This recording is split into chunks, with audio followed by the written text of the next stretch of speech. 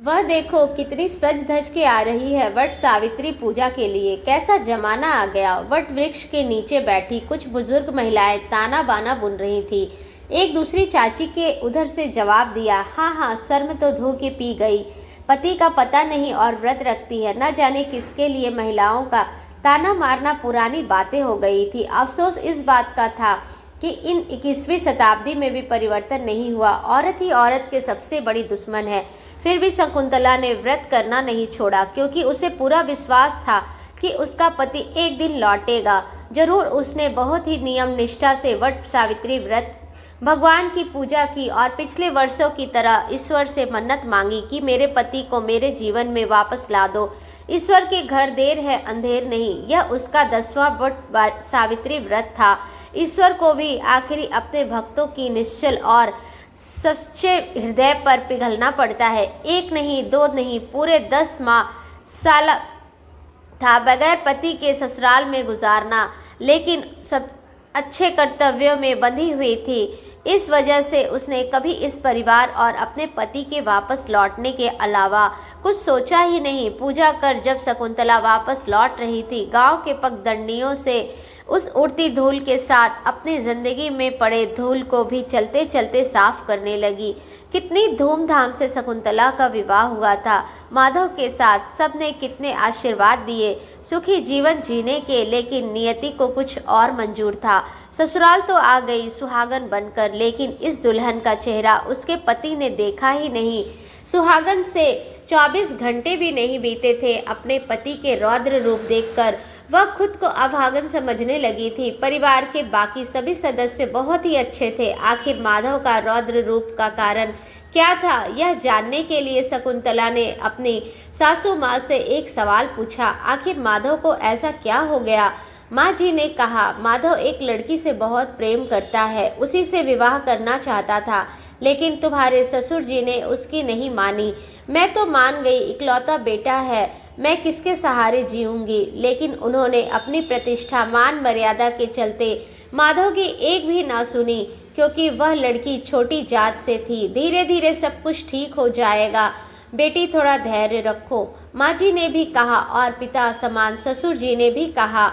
लेकिन यह क्या ठीक होने की वजह सब कुछ और बिगड़ गया। सुबह अपना बैग पैक कर माधव ने घर छोड़ने का फैसला ले लिया और घर छोड़ भी दिया। सबने बहुत मिन्नत की, लेकिन उसने किसी की भी नहीं सुनी। मैंने भी फैसला लिया कि मैं यहाँ नहीं रहूँगी। सास ससुर बहुत ही रोने लगे, मेरे इस जीने का सहारा कौन बनेगा इस बुढ़ापे में, वगैरह वगैरह। मेरे पैर इस फैसला लेने को इनकार कर गए। वृद्ध माता पिता को देखकर मैं उन्हीं की सेवा में दिन रात एक कर लगी रह गई। अपने बारे में कभी कुछ सोचा ही नहीं। यही सब सोचते सोचते वो घर पहुंच गई। घर पहुंचकर देखती है माधव को, क्योंकि उसने माधव को देख रखा था। माधव ने उसकी शक्ल नहीं देखी थी। माँ जी माधव को कहती है, देख तुम्हारी दुल्हनिया आ गई, बहुत ही सुंदर है। शकुंतला माधव को देखा तो देखते ही रह गया। उसने ऐसी कल्पना भी नहीं की थी। शकुंतला सीधे अपने कमरे में चली जाती है।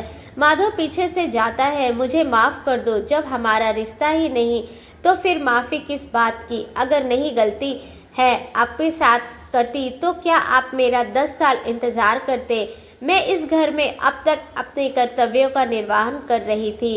अब मेरा यहाँ रहना कोई औचित्य नहीं। फिर तुमने यह व्रत क्यों किया। आपकी सलामती, जिससे वृद्ध माता पिता को उनके जीने का सहारा मिल जाए।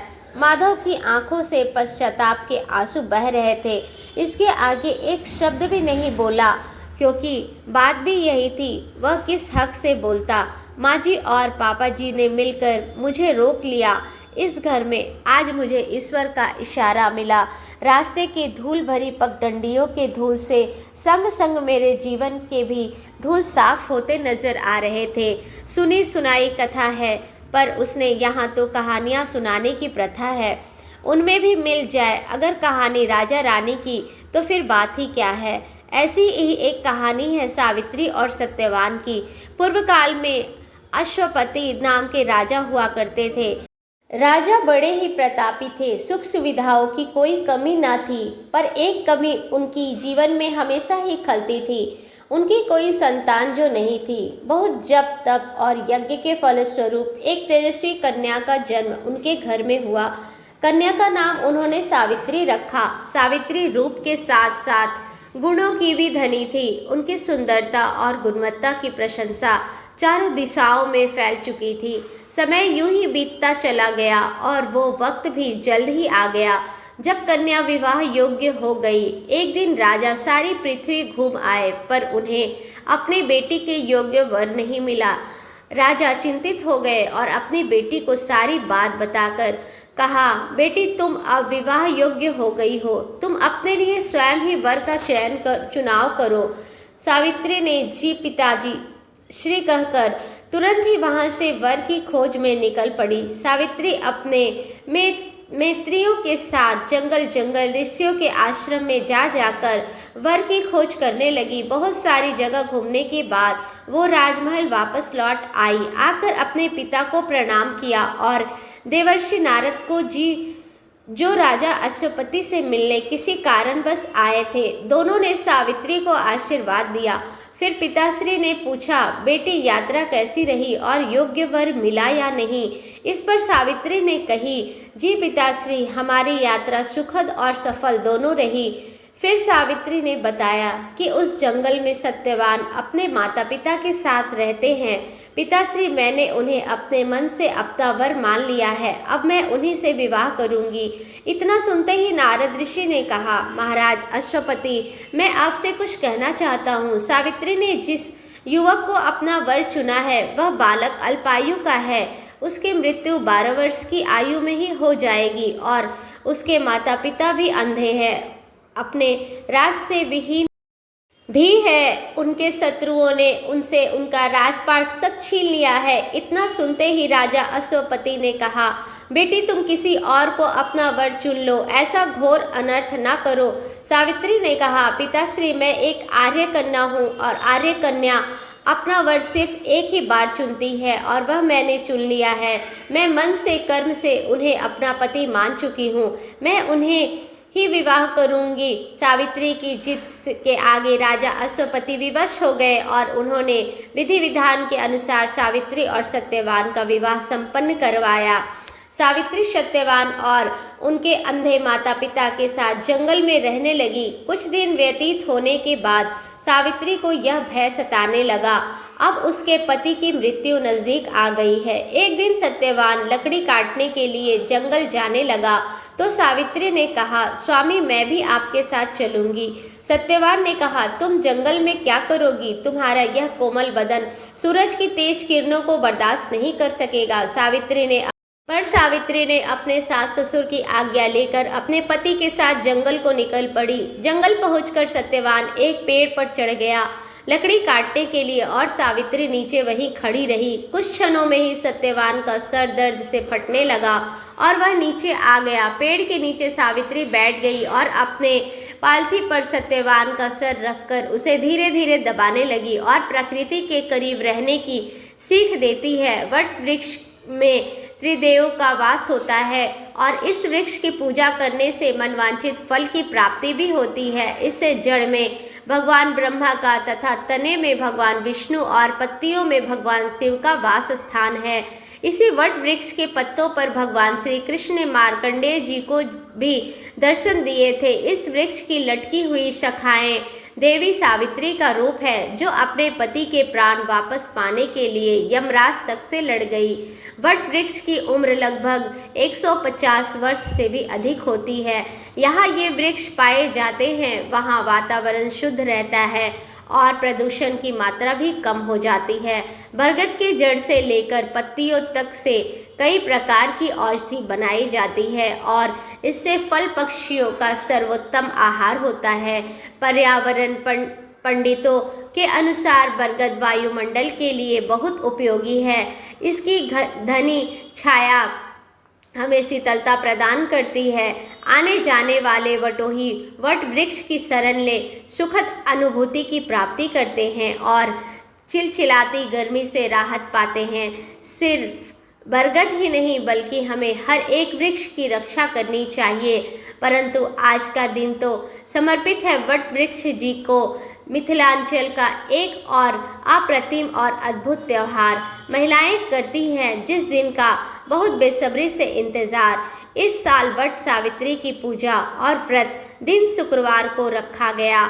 वट सावित्री व्रत करने के लिए कुछ आवश्यक बातों का ध्यान अवश्य रखें, जैसे कि पूजा से एक दिन पहले शुद्ध शाकाहारी भोजन ग्रहण करें। हो सके तो रात्रि का भोजन संध्या वंदन से पहले करें। दूसरे दिन अर्थात वट सावित्री पूजा के दिन सुबह जल्दी उठकर नित्य क्रिया से निवृत्त होकर स्नानादि करके ससुराल से भेजे गए नव वस्त्र धारण कर आभूषणों सहित 16 श्रृंगार अवश्य करें। श्रृंगार में मुख्य रूप से लाह की चूड़ियाँ, बिंदी, सिंदूर, आलता और मेहंदी अवश्य लगाएं।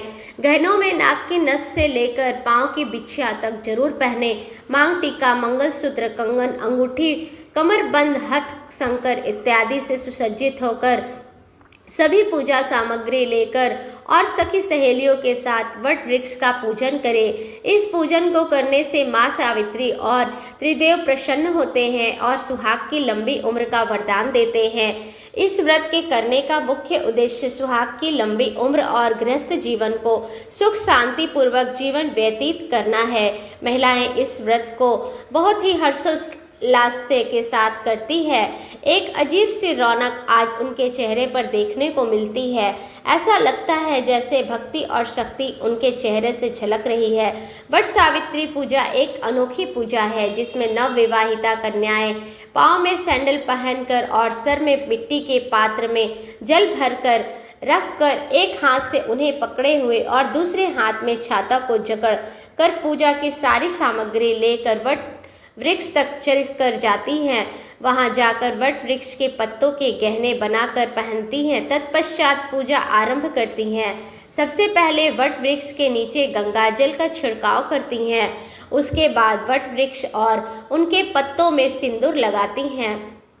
फिर फल, फूल, अक्षत, बिल्व पत्र, धूप, दीप, नैवेद्य अर्पण कर 3 बार वट वृक्ष की परिक्रमा करते हुए मौली धागा लपेटे और फिर एक आम को वट वृक्ष के नीचे रखकर उस पे जल चढ़ाए, सिंदूर लगाए और भीगा हुआ कच्चा चना और गुड़ अर्पण कर भोग लगाए।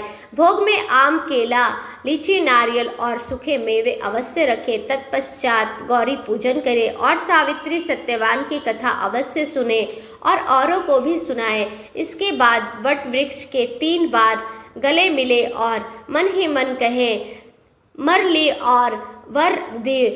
इसके बाद बांस का पंखा वट वृक्ष को झले और मन से उन्हें प्रणाम करके अपने सुहाग की लंबी उम्र की कामना करे। इस सब के बाद कपड़े से बने गुड्डे गुड़िये का विवाह रचाए और अपनी किसी नवविवाहिता सहेली से भैया लगाए हुआ आम बदलकर एक संकल्प ले कि अभी से आप उन्हें नाम से ही नहीं बल्कि भैया कहकर संबोधित करेंगे। उसके बाद अपने से बड़ों का चरण स्पर्श करके उनका आशीर्वाद ले और सुहागिनों को प्रसाद में चना और खीर अवश्य दे और बाद में अपनी इच्छा अनुसार मिठाई, फल इत्यादि भी दे सकते हैं। इन सब के बाद ही संध्या होने से पूर्व आप स्वयं भी भोजन ग्रहण कर ले, क्योंकि आज के दिन व्रतियों को रात्रि में भोजन ग्रहण वर्जित माना गया है। इन सब से बढ़कर आज के दिन अपने पति परमेश्वर का चरण स्पर्श कर उनका आशीर्वाद अवश्य ले। जब तक पूजा संपन्न नहीं हो जाती तब तक पानी की एक बूंद तक अपने गले से नीचे न उतारे और न ही अन्न का एक दाना ही खाएं। पूजा संपन्न होने के पश्चात सुहागिनों को प्रसाद वितरित करने के पश्चात ही भोजन ग्रहण करें। आज के दिन भोजन में नमक का इस्तेमाल बिल्कुल भी ना करें। भोजन में मुख्य रूप से चावल का खीर और मौसमी फल का इस्तेमाल करें, जैसे आम, लीची इत्यादि। आज के दिन व्रत करने वाली नवविवाहिता कन्याओं को चना बिल्कुल भी नहीं खाना चाहिए। धन्यवाद।